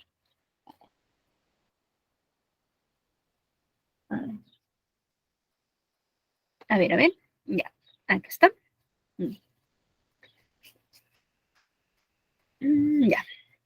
Esto de acá, todo esto de acá, esta celulita que vemos con 1, 2, 3 núcleos, es el grano de polen. El grano de polen es una célula triploide. Este es el grano de polen. Es de acá. El grano de polen, una célula triploide, y el grano de polen no es el gameto masculino en las plantas. El grano de polen es el gametofito masculino en planta, la estructura que contiene el gameto masculino en planta. Ahora, de estos 3 núcleos haploides, cada uno es haploide, estos 3 núcleos haploides, estos 2 de acá, los núcleos espermáticos, estos son los gametos masculinos, ¿no? Y este tercer núcleo es el núcleo del tubo, o a veces también se le llama el núcleo vegetativo. ¿No? Esa es la parte masculina. Ahora, en la parte femenina, este de aquí, toda esta estructura de acá, es el saco embrionario maduro. ¿Eh? Y el saco embrionario maduro es el gametofito femenino en plantas. Es la estructura que contiene el gameto femenino en plantas. Ahora, este saco embrionario maduro tiene 7 células. El saco embrionario maduro es octoploide, ¿ya? Tiene 7 células, perdón, tiene 7 núcleos. Tiene 7 núcleos. De los 7, 6 núcleos son haploides y un núcleo es diploide. A la entrada del micrópilo, ¿no? A ver, no es. Ya, más o menos, miren. Una primera, segunda, más o menos algo así, ya está todo deforme, pero algo así es la estructura de un óvulo en las plantas. ¿Ya? Algo así es la estructura del óvulo en las plantas.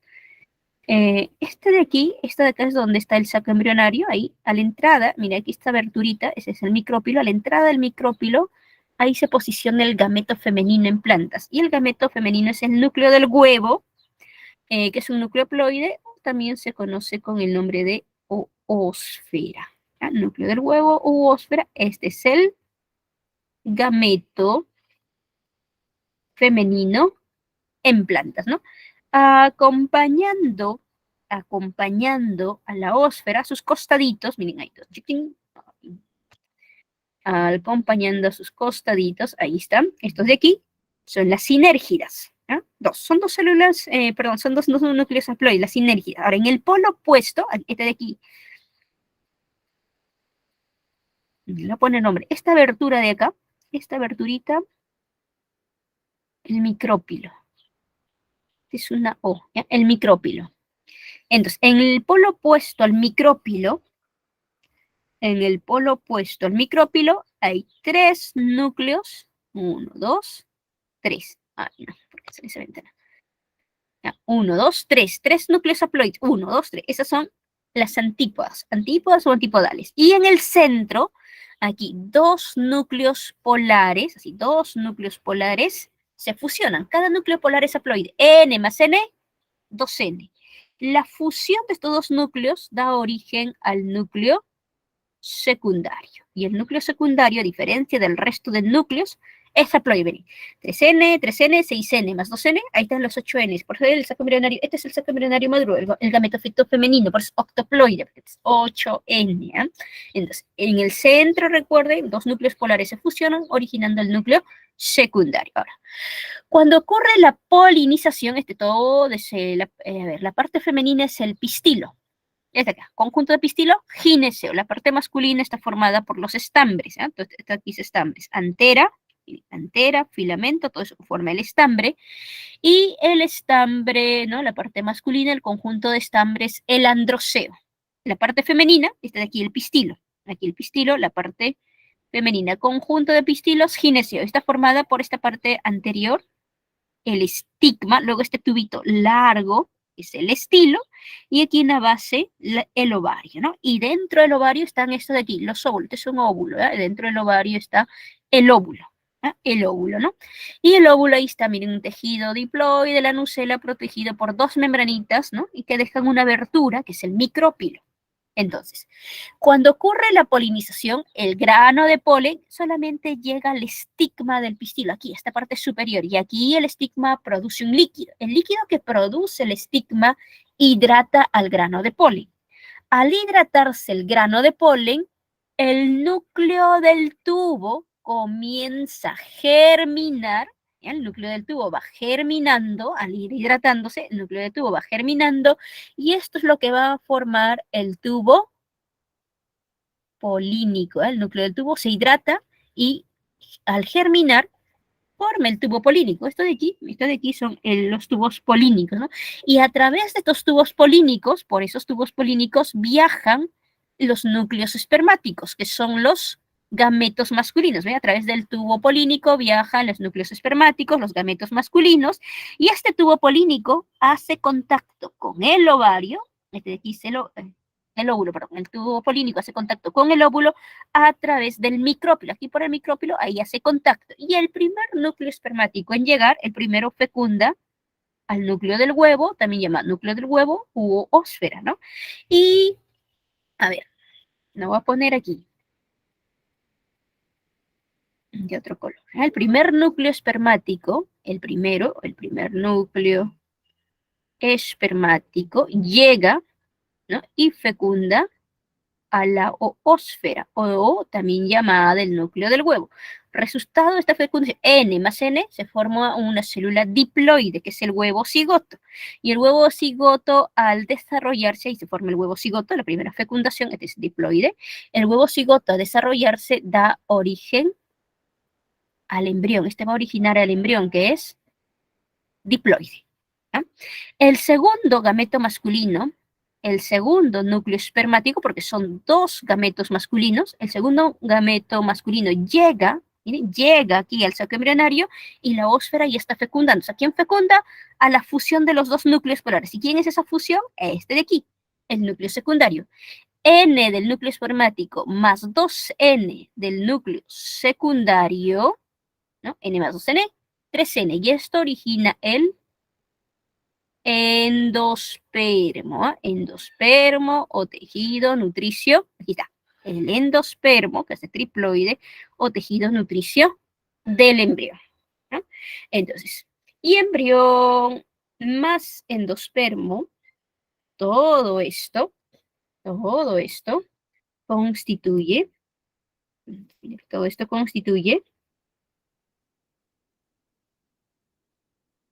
la semilla. Entonces, cuando hay fecundación, se forma, se produce la semilla. Y al haber fecundación, todo el ovario, todo este ovario se va a transformar y se va a convertir en el fruto para proteger a la semilla y permitir su dispersión. ¿Eh? Es el proceso de fecundación en plantitas. Entonces, ¿cuándo le damos la respuesta a nuestra pregunta 11 dice, un agricultor cultiva cierta planta que presenta flores de sexos separados. En una flor está pistilos, en otra flor está estambres. Para facilitar la polinización, él deposita manualmente los granos de polen sobre el pistilo y observa que no ocurre fecundación, ya que en el estilo no se forma el tubo polínico. ¿A qué se debe este fracaso? Si no hay formación de tubo polínico, entonces hay un problema con este de aquí, ¿no? Con el núcleo del tubo. Por lo tanto, dice, en el grano de polen no se formó el núcleo de tubo, es muy probable que haya ocurrido, ¿no? Que en el grano de polen no se haya formado el núcleo de 10, perdón, 11, 11, respuesta A, ¿ya? 11A, ¿sí?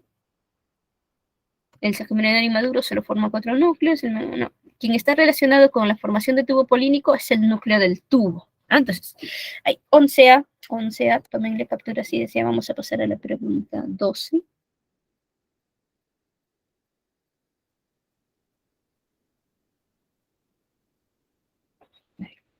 Siguiente pregunta. Esta, si desean, tómenle captura.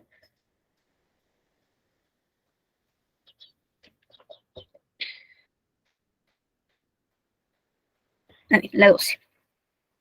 Dice, un señor de avanzada edad acude a una clínica de reproducción para una revisión de viabilidad de sus espermatozoides. Al analizar la muestra, el laboratorista le indica que sus espermatozoides están bien formados, no hay ninguno con alteraciones como doble cabeza o cola, pero que la gran mayoría no puede movilizarse correctamente ni lograrán fecundar. ¿En qué estructura del aparato reproductor presenta daño este señor? A ver.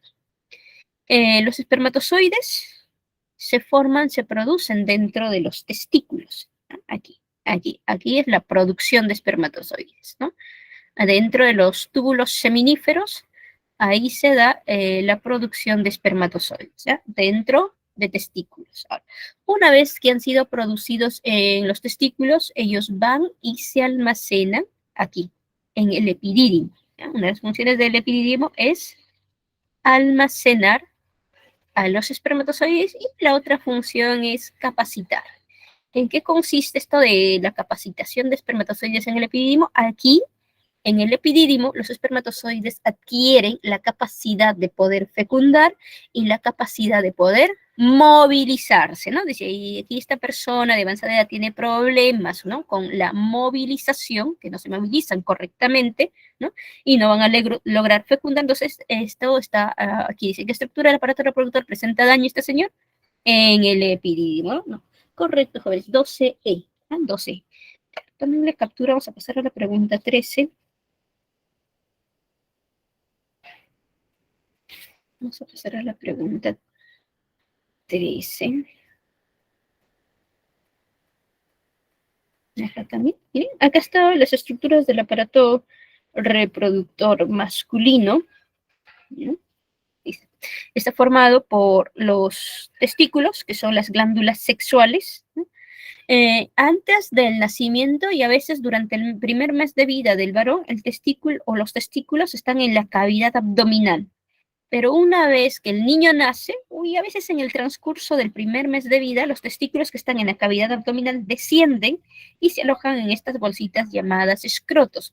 Porque aquí en los testículos es donde ocurre la espermatogénesis, ¿ah? Que es la formación, la producción de espermatozoides, y esto necesita una temperatura de 1 o 2 grados menos de la temperatura corporal. La temperatura corporal promedio es 37, entonces más o menos la espermatogénesis se da entre 35 a 36 grados centígrados. Es por esa razón que los testículos descienden de la cavidad abdominal y se alojan en estas bolsitas llamadas setas. Esto de acá, que vemos como sombrerito, es el epidídimo. Ya vimos función almacenar y capacitar espermatozoides. Esto es un conducto, ¿eh? Es un conducto donde se almacena y se capacitan espermatozoides. Aquí adquieren capacidad de movilizarse y fecundar. Y luego viene este conducto todo largo, que es el conducto deferente, ¿no? El conducto deferente que va a estar en contacto con la uretra. En los varones la uretra también es parte del sistema excretor. Y hay 3 glándulas anexas.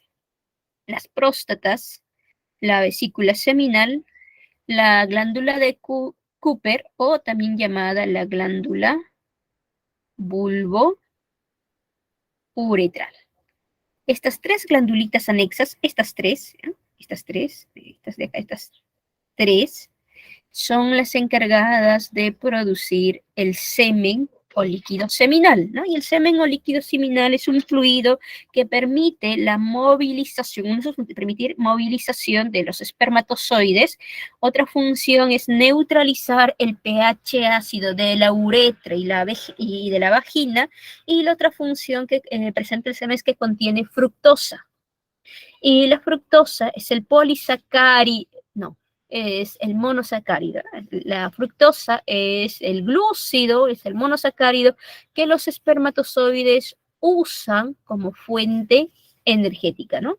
La mayoría de células obtiene su energía a partir de degradar la glucosa, pero en el caso de los espermatozoides, esa energía la obtienen a partir de la fructosa.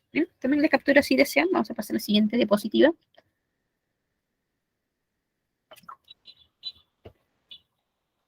Hacia la pregunta 13. Se sabe que debido a la mutación de un único gen, algunas personas resultan inmunes al VIH. Un científico, basándose en esto, decide eliminar este gen en un cigoto, por lo que retira las 3 regiones donde se ubica dicho gen. Se puede afirmar que el científico trabajó sobre... Primero, primero, un gen es un segmento de ADN. ¿Ya? Un gen es un segmento de ADN que está codificando una determinada característica. Ahora, ¿no? Un gen es un segmento de ADN que codifica una determinada característica, por ejemplo, color de cabello, color de ojos, presencia de pecas o ausencias, ¿no? Son algunas características. Entonces, y para un gen hay varias opciones. ¿Ya? Para un gen puede haber una o más opciones, ¿no? Pueden haber varias variables. Esas variables que existen para un gen se denominan alelos. ¿Ya? Esas variables que existen, ¿no? Esas variables que se presentan, que existen para un gen, se denominan los alelos. ¿Qué es un alelo? O a veces también se llaman alelomorfo. ¿Qué son los alelos? Son las posibles formas alternativas que tiene un gen. ¿No? Los alelos son las posibles formas alternativas que presenta un gen, y hay alelos dominantes que cuando están presentes siempre se expresan, y esto se les representa con letras mayúsculas. Y hay alelos recesivos. Y los alelos recesivos solo se expresan en homocigosis, y estos se representan con letras minúsculas, ¿ya? Con letras minúsculas. Ahora, ¿qué es homocigoto o heterocigoto? Un homocigoto es un individuo que para un gen, ¿ya? Para una característica, tiene 2 alelos iguales. Los 2 pueden ser dominantes o los 2 pueden ser recesivos. Y un heterocigoto es un individuo que para un gen, que para una característica, tiene 2 alelos diferentes. Uno es dominante y el otro es recesivo, por ejemplo, ¿no?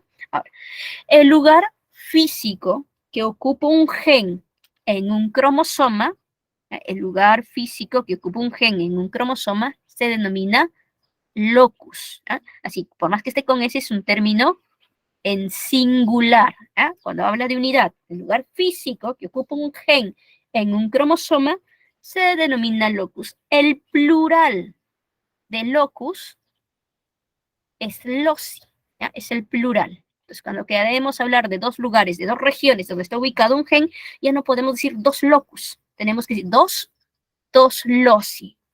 Y con esto ya tenemos respuesta, ¿no? Ya tenemos respuesta para la pregunta 13. ¿No? Dice, se sabe que debido a la mutación de un único gen en algunas personas, la mutación de un único gen, algunas personas resultan inmunes al VIH.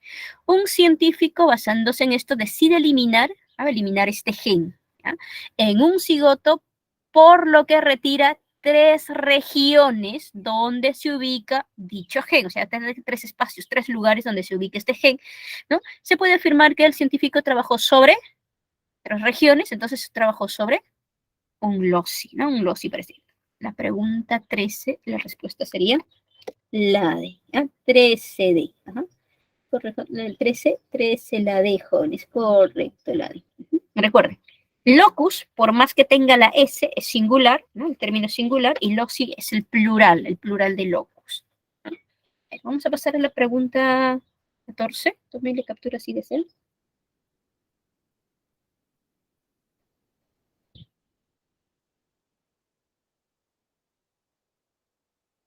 Ahí está. Acá hay otros términos, el término de fenotipo, el de genotipo, ¿no? El fenotipo es igual al genotipo más el medio ambiente. ¿Qué es el genotipo? Es la constitución genética del individuo, ¿eh? Para un locus o varios loci, ¿eh? Genotipo, constitución genética de un individuo para un locus o varios. Y el fenotipo es la expresión física de este genotipo, y esto depende de la interacción del genotipo más el medio ambiente, ¿no? Es justamente lo que llama gen. El gen es un segmento de ADN que codifica una característica. Las opciones que existen, ¿no? Las variables que existen para un gen son los alelos. Y estos pueden ser dominantes o recesivos. Miren, aquí hay una pareja de cromosomas homólogos, ¿no? Este lugar de aquí de color gris que ven, es un locus para este gen, para el gen P, ¿no? Y en ambos cromosomas homólogos está la P mayúscula, entonces es un homocigoto dominante. En este locus, miren, de aquí de color amarillo, aquí en este cromosoma rojito observamos a un alelo recesivo, y en el cromosoma azulito también, en este locus de color amarillo, observamos un alelo recesivo. Entonces, para este gen, en esta pareja de cromosomas homólogos, 2 alelos recesivos, un homocigoto recesivo. Ahora, en el locus de color verde del cromosoma rojito, observamos ahí un alelo dominante, y en el cromosoma celeste, en el locus verde, observamos un alelo recesivo. Entonces, en esta pareja de cromosomas homólogos, ¿no? Para el gen B, ¿no? Para el gen B, observamos un alelo dominante y un recesivo, por lo tanto, sería un heterocigoto, ¿no? Cuando hay heterocigosis, siempre se expresa el dominante, ¿eh? Siempre se va a expresar el alelo dominante. Tomen la captura si desean.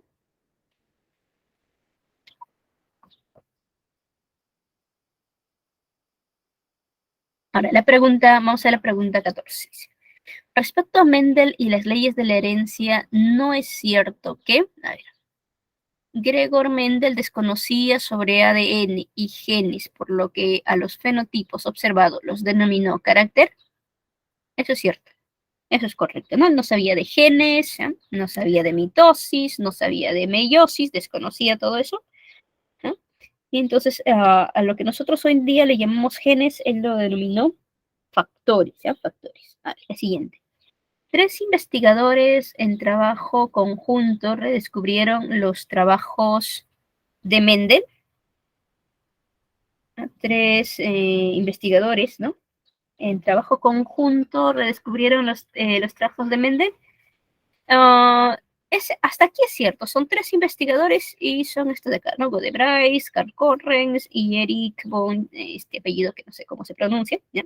Ellos redescubren el trabajo de Mendel, pero no trabajan en conjunto, sino en distintas partes del mundo. Ellos de manera independiente redescubren el trabajo de Mendel, ¿no? Y cuando descubren el trabajo de Mendel, nace ahí la genética como ciencia, pero no en conjunto, ¿no? Los 3 no han trabajado juntos, sino por separado, ¿eh? Cada uno por separado en su país, en su lugar de trabajo, cada uno ahí redescubre el trabajo de Mendel. Esto es lo que no es cierto, ¿eh? Esto es lo incorrecto.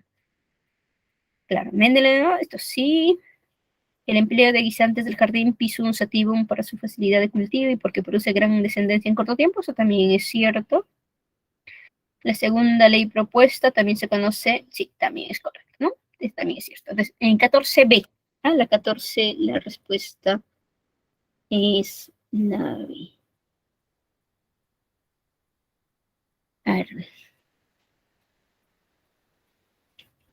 Mendel propone 2 leyes Mendel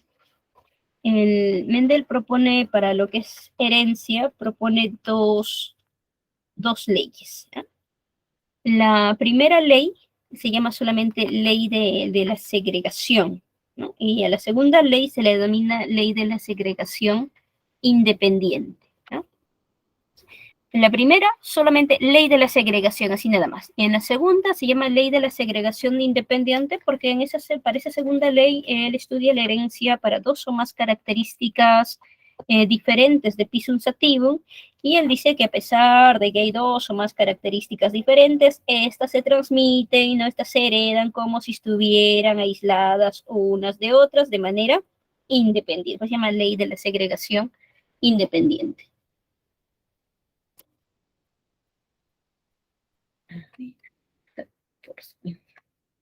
Ahí está, miren, ahí está. Mendel, la arvejita, ¿no? Ahí están los tres investigadores. No, no trabajan en conjunto, sino por separada. La 15. Pregunta 15. A ver, la primera ley. La segunda ley, ley de la segregación independiente. A la primera ley de Mendel, también se le llama ley. Así nada más, ley de la segregación, así, solitos, así nada más, ¿ya? También se le conoce la primera ley como solamente se le conoce como ley de la segregación, ¿no? Mientras que la segunda ley de Mendel se le denomina ley de la segregación independiente. A la 14, ¿por qué la B? Porque mire, estos tres redescubren el trabajo de Mendel, los tres.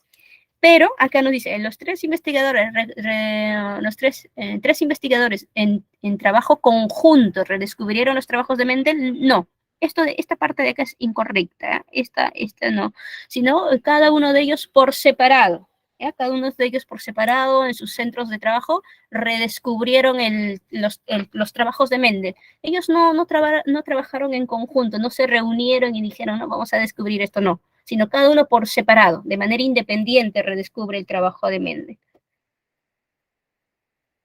Entonces, esta de acá, si dicen, tomen la captura. Todavía tenemos tiempo para la siguiente pregunta. Dice, un agricultor observa que en una de sus parcelas está creciendo plantas de arveja de vaina verde. Al sembrar las semillas obtenidas de esta parcela, vuelven a crecer arvejas de vaina verde. Al realizar el proceso nuevamente, ahora crecen arvejas de vaina amarilla, asumiendo que las plantas de cada cultivo tienen el mismo genotipo. ¿Cuál sería el genotipo de cada cultivo respectivamente?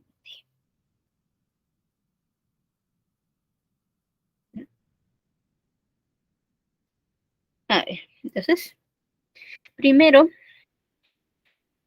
a ver, en las arvejitas, ¿no? Esto hay que recorrernos del trabajo de Mendel, ¿no? El color de las vainas puede ser verde o puede ser amarillo. El color, en las abejitas, el color de la vaina puede ser verde o amarillo. Y de los trabajos de Mendel, esto ya se sabe, esto ya se conoce. En los trabajos de Mendel ya sabemos, ¿no?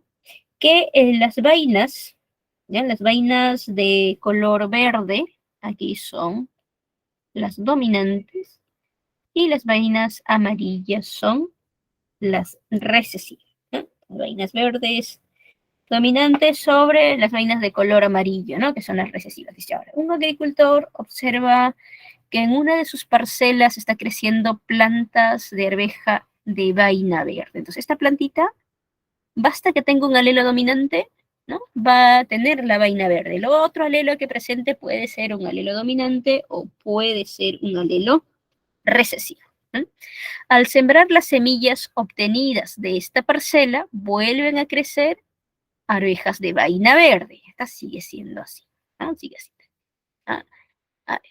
Al realizar el proceso nuevamente, ahora crecen arvejas de vaina amarilla. Asumiendo que las plantas de cada cultivo tienen el mismo genotipo, las de vaina amarilla hay una sola opción para que sean de vainas amarillas, y es que sea homocigoto recesivo, ¿no? Para que sean de vainas verdes hay dos opciones, homocigoto o heterocigotos. Para saber aquí, eso tenemos, estas primeras plantitas son así, y nos dicen, al sembrar las semillas de estas plantas, o sea, siembran las semillitas de estas plantas, o sea, estas plantas, ¿no? Se han cruzado entre ellas, y se va a obtener sus semillitas.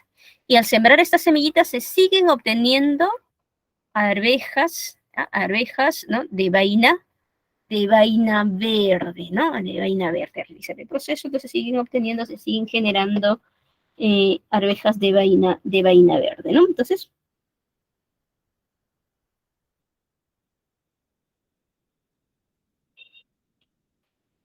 a ver. Entonces, y nos dice, oh, ya este es el primer cultivo, esto sería para el segundo cultivo, y el tercer cultivo. El tercer cultivo, ¿dónde están? Al realizar el proceso nuevamente, ahora crecen arvejas, o sea, vuelve esta de aquí, se vuelven a cruzar, estas se van a volver a cruzar, esta de acá, con esta, con otra de aquí, del mismo cultivo, se van a volver a cruzar, y me van a generar semillas para el tercer tipo de plantas, que son arvejas de vaina amarilla, ¿no? Que son arvejitas de vaina amarilla. Y la única opción que sean de vaina amarilla, que sean homocigotos, ¿ah? Que sean homocigotos recesivos, ¿no? Y para que este descendiente, este hijo, tenga alelos recesivos, ¿qué significa? Que sus progenitores también debieron haber tenido un alelo. Un alelo recesivo debió haber venido de un progenitor. Este otro alelo recesivo debió haber venido de otro progenitor, ¿ya? Debió haber venido de otro progenitor. Entonces, ¿qué significa? ¿No? Que el segundo cultivo son heterocigotos. Ahora, el primer cultivo, ahora, ¿sí? A ver, cuando se siembran las semillas obtenidas, al sembrar las semillas obtenidas de esta parcela, vuelven a crecer arvejas de vaina verde.